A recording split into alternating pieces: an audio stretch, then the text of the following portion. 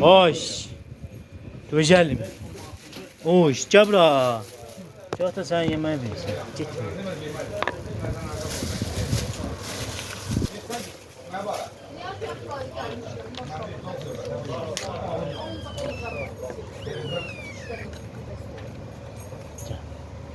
Sen ölmüştün acından meleğim.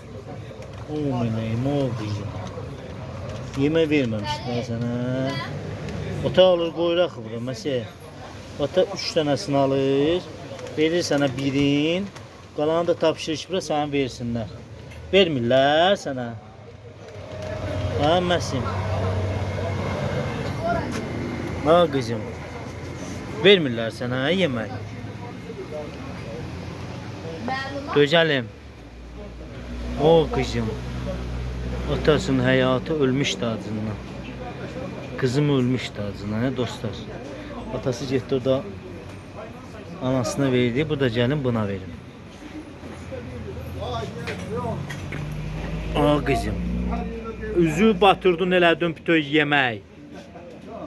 Kızım. Üzü batırdın elədin yeməyi.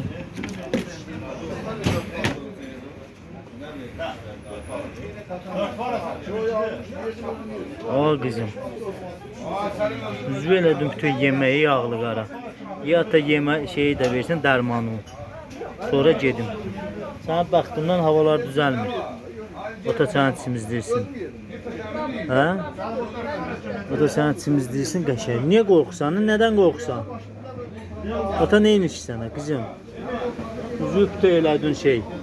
Yemek. Bu suyu da ata düzeltsin. Temiz koyun suyu. Da suyu da temizlesin.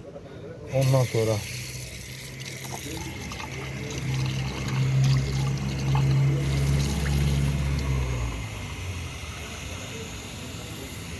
kızımın suyunu da temiz koyuram ki içsin.